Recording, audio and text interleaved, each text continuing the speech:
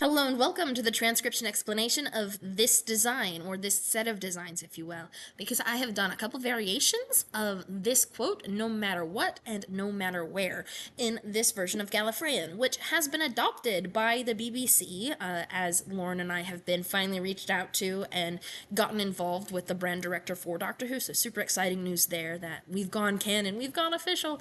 Anyway, with that being said, let's get to reading these designs and explaining their layout. So I was requested by my commissioner to write no matter what, no matter where, in its own separate sentence for each word, so each sentence is its own separate line, and it was a design to go down somebody's arm, starting at the top of the bicep, and then eventually going down to the wrist. Just a bunch of different ways of writing in different nerd languages, in different languages, no matter what, no matter where, no matter what, no matter where, no matter what, no matter where, is my understanding of the request. And so I have done here this variation of no matter what and no matter where. And this variation, as I could do with this, I could stretch it out to be far more linear. So if these circles were unraveled, which would look like this, we could get that, but this doesn't look like Gallifreyan. It's the words unraveled, even though it follows all of the same rules. It's just kind of sad too, because this looks like Gallifreyan. This looks like a different code or cipher, but anyway, I'm going on a ramble. This is not typically written linearly like that. It's typically written in circles with each word as its own circle. So, to make it that nice, long, and skinny shape to fit in the pattern I think you're wanting, I actually put both of these sentences in line with each other and just linked them up like that to get this design. And I did have two separate sentence circles going around it, so you're welcome to either have these designs on top of each other like that, or in one line like that. So yeah, let's go ahead and get to the letter by letter of how this design is actually read. So you read starting at the bottom, and then you go counterclockwise, like a time traveler going back in time. So counterclockwise. And then we have our first letter at this bottom of this word, which happens to be the only letter in this word, well, the only consonant, because this is the word no. And consonants are big circles, and vowels are little guys. And this is our first consonant, and it has one line attached to it right here. And if we look at the columns in the chart above me, there's one column that has one line modifier. And if we follow that column down, we'll see the N is in the row that has a full circle. It goes all the way around, and it's not on the line of our word circle. So full circle floating inside our word circle with one line is an N.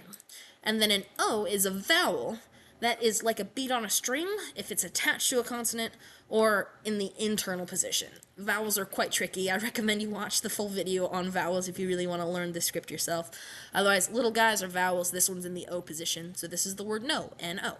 And then this word, we have another full circle, just like the N, except it has 1, 2, 3 lines. So all three of these lines end on it. 1, 2, 3 lines. So we've got to count all three of those. So that would be an M, because it's in the 3-line column, same row as the N. And then an A is outside our word circle. A T has no modifier, so here's a T. In fact, here's another little T here. And then here's another T. And then our E is centered on the line of where the word circle would go, and then 3 dots on a shallow divot for the R. So this line, passing through the R, doesn't count, because lines only count where they end, not where they pass through letters. So no matter. And then this is done exactly the same, no matter. And then we have a shallow divot with 1, 2 lines. Yes, this counts for 2 lines, 1, 2 on this letter, because it ends twice, once here and once there. Similarly, 1, 2 lines on this one as well. This is just a shallow divot with 2 lines, making it a W, and this is a deep divot. So first row, third row, with 2 lines. So this is an H, and then we have our A outside our word circle, like this one. So A outside the line of where the circle would go, E on the line or inside where the circle would go. So here's an E as well.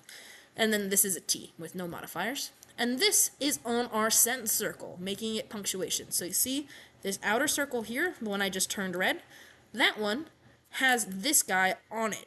So this is our punctuation mark because it's on the sentence circle. Similarly, we have a period at the end of this sentence as well.